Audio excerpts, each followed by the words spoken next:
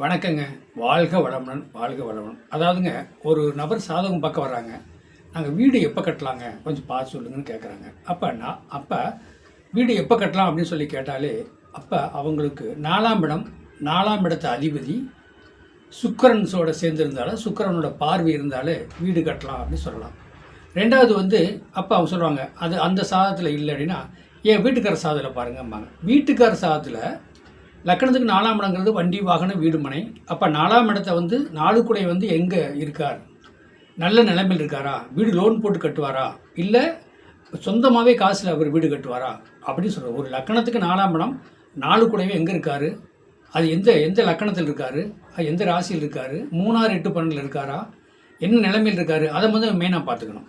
அப்போ பாதுகாத்து நம்ம வீடு கட்ட முடியுமா கட்ட முடியாதாங்கிறத பார்க்க முடியும். இல்லை அப்படின்னு சொன்னால் அதில் சிக்கல் பிரச்சனை வரும். அந்த மாதிரி இருக்குது அமைப்பு. ஏன் அப்படின்னு கேட்டால், இப்போ சில பேர் சொல்கிறாங்க, என்ன சொல்கிறாங்க, ஏங்க நான் வீடு கட்டணும், நல்லா பங்களா டைட்டில் நல்லா கட்டணும் அப்படிங்கிற மாதிரி ஒரு அமைப்பில் சில பேர் சொல்கிறாங்க. சில பேர் என்ன சொல்கிறாங்க தெரியுங்களா, இல்லைங்க பையனுக்கு கல்யாணம் பண்ணிடணும், கல்யாணம் பண்ணிட்டு வீடு கட்டலாமா அப்படின்னு ஒரு ஐடியா இருக்குது அப்படிம்பாங்க.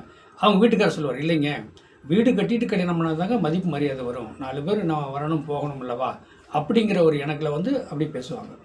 சரின்னா அந்த பையன் சாதத்தை வாங்கி பார்த்தோம்னா, அந்த சாதகத்தில் யார் பேரில் பத்திரம் இருக்குது, அந்த இடம் பத்திரம் யார் பேர் இருக்குன்னு அந்த இடத்து பத்திரத்தை வாங்கி அந்த இடத்து பத்திரத்திலிருந்து அப்போ 4ஆம் இடத்தை பார்க்குறது. அப்போ இது ஆகுமா ஆகாதா, வீடு கட்ட முடியுமா கட்ட முடியாதா அப்படிங்கிறத கணக்கெடுக்கணும். வீடு கட்டுறதுங்க ஈஸியான வேலையெல்லாம் கிடையாதுங்க. ஒரு வீடு கட்டலாம் அப்படின்னா ஈஸியான வேலையெல்லாம் கிடையாது.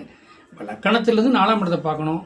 4ஆம் இடம் நல்லா வலுவாக இருக்காரா, அப்போ 4ஆம் இடத்து அதிபதியோட சுக்கிரன் இருக்காரா, குரு பார்வை இருக்கா, பணம் உடனே கிடைக்குமா, இதெல்லாம் மெயினாக பண்ணணும். 4 குடை 3, 6, 8, 12 போய் சேரக்கூடாதுங்க.